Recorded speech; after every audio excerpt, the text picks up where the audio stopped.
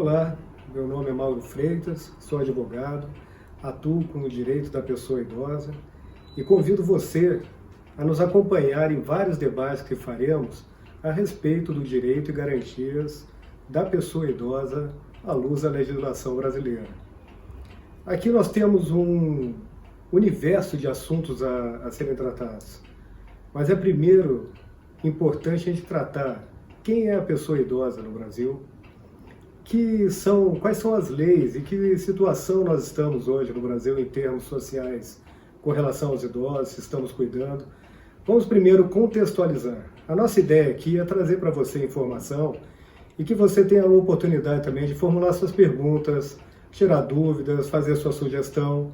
Nós queremos aqui trazer o debate sobre o direito da pessoa idosa. Gostaria de começar então dizendo que a pessoa idosa no Brasil é aquela pessoa que alcança 60 anos de idade ou mais. Ou seja, a partir dos 60 anos, a pessoa passa a ter garantias estabelecidas numa legislação própria que nós temos aqui no Brasil, que é a Lei 10.741, de 2003, que é o Estatuto da Pessoa Idosa. Então, nós temos que perceber que, historicamente, a nossa legislação a respeito da pessoa idosa é muito recente. Nós estamos falando de algo em torno de 2003 para cá. Antes disso, para vocês terem uma ideia, a nossa legislação praticamente nada tratava a respeito do envelhecimento no Brasil. Na verdade, nós tivemos a primeira menção ao envelhecimento na Constituição de 1934. A partir de lá, e sempre tratando do envelhecimento com relação à questão da previdência e nunca de direitos mais abrangentes, da dignidade humana, do direito de exercer a sua cidadania. Sempre falando da questão da previdência. Depois dessa legislação da Constituição de 1934, de 37, 46, também trouxeram poucas menções ao envelhecimento, quase que nada. Então a gente percebe o quanto que isso foi relegado e foi deixando de ser ponto de importância para a sociedade até o advento dos direitos humanos, quando foram declarados os direitos humanos, em 1948, e a partir de lá começou a se falar da dignidade humana e da importância de tutelar o envelhecimento com dignidade. Então, a partir de 1948, esse debate mundial começou a fazer mais importância e ter o seu debate mais aberto em vários países, e aqui no Brasil não foi diferente. Só em 1988, com a chamada Constituição Cidadã, é que nós começamos a tratar um pouco mais especificamente da questão do envelhecimento da pessoa idosa.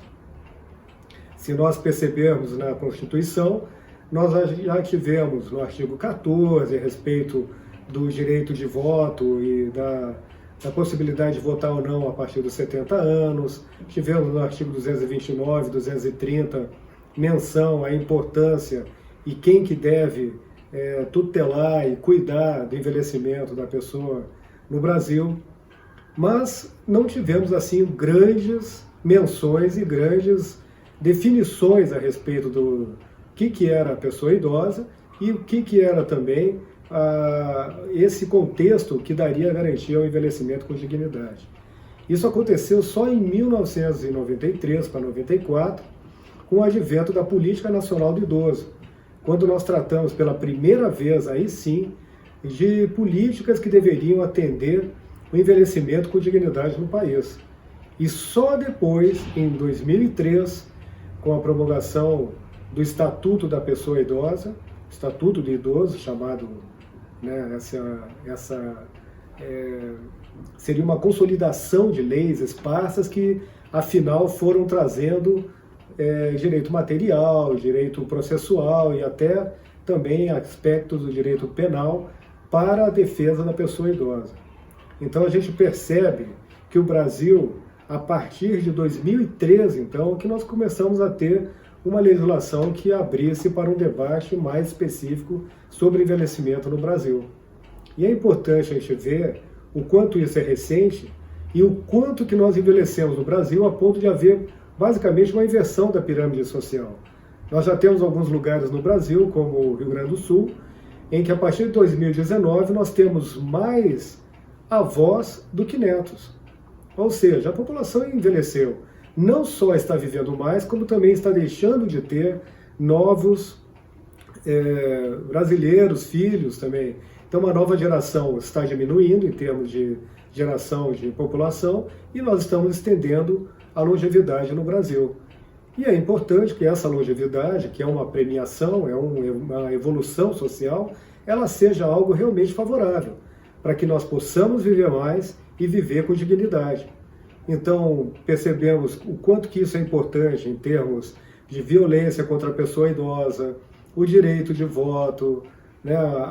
A gente defendeu o máximo possível a manifestação de vontade e o exercício civil da pessoa idosa, né? As diferenças sociais entre o idoso e uma idosa, as diferenças também de raça, para que ele tenha mais igualdade. Também grupos de minorias, que são grupos raciais ou grupos também, né, de opções sexuais.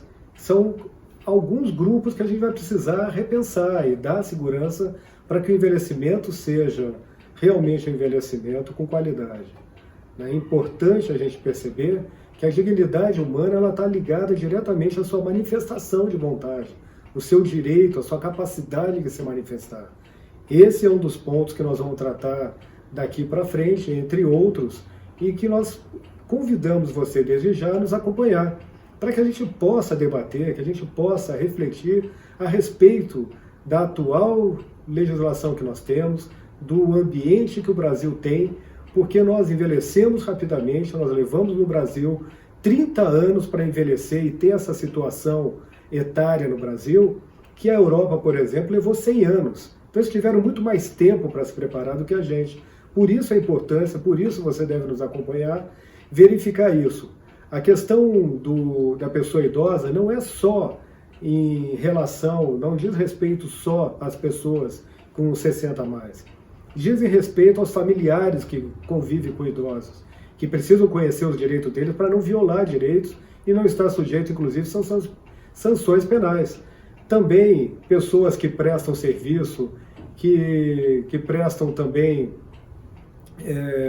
qualquer tipo de atendimento, como instituições de longa permanência, como também os cuidadores de idosos, empregados domésticos, tudo isso junto com planos de saúde, médico, capacidade também de poder se manifestar, de participar da sociedade, entretenimento, tudo diz respeito ao envelhecimento da população e o envelhecimento com dignidade.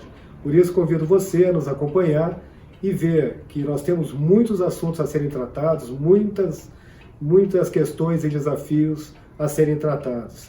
Até o nosso próximo encontro.